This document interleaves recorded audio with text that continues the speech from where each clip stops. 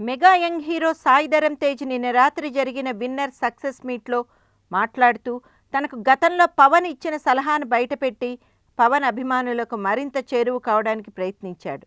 తాను గతంలో ఒకసారి తనకు వచ్చిన ఒక అవార్డును తీసుకువెళ్ళి పవన్ కళ్యాణ్కి చూపెట్టినప్పుడు ఆ అవార్డు వంక చూసి నవ్వుతూ, అవార్డులు సక్సెస్లు వచ్చినప్పుడు మన చుట్టూ ఉండే ఎంతోమంది వ్యక్తులలో ఎవరు సరైన స్నేహితుడు అన్న విషయం బయటపడదని, ఫెయిల్యూర్ వచ్చినప్పుడు మన చుట్టూ నిలిచిన వారే నిజమైన స్నేహితులు, బంధువులు అంటూ తనకు సలహా ఇచ్చిన విషయాన్ని గుర్తుకు చేసుకుంటూ అప్పటి నుంచి తాను ఆలోచించే ఆలోచనలు మారిపోయాయని కామెంట్స్ చేశాడు ఈ మెగా యంగ్ హీరో.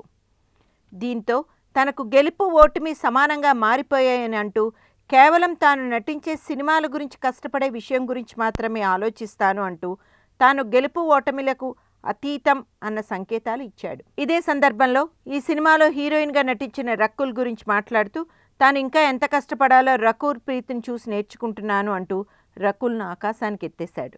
ఇదంతా ఒక ఎత్తు అయితే, నిన్న సాయి ధరమ్ తేజ్ అనసూయపై చేసిన సెటైర్లు మరింత నవ్వించాయి. ఈ సినిమా కోసమే ఐటెం సాంగ్లో అనసూయతో స్టెప్స్ వేస్తున్నప్పుడు తన ఎనర్జీ లెవెల్స్ తగ్గిపోతే అనసూయ తనను మరింత మోటివేట్ చేసింది అని కామెంట్స్ చేశాడు. అయితే ఇక్కడ అసలైన ట్విస్ట్ ఇచ్చాడు తేజ.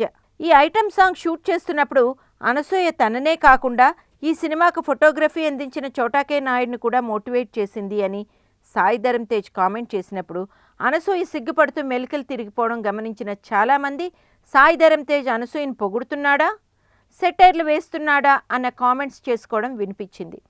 నిన్నటి వేడుకలో తేజ్ తన ముగ్గురు మామయ్యలను సమానంగా పొగుడుతూ వారి ముగ్గురు అభిమానాన్ని పొందడమే కాకుండా మొత్తం మెగా అభిమానుల అందరి అభిమానాన్ని పొందే విధంగా సాయి ధరమ్ తేజ్ వ్యవహరిస్తున్న తీరు అతడి వ్యూహాత్మక తెలివితేటలు తెలియచేస్తోంది అని ఇండస్ట్రీలో కామెంట్స్ వినిపిస్తున్నాయి.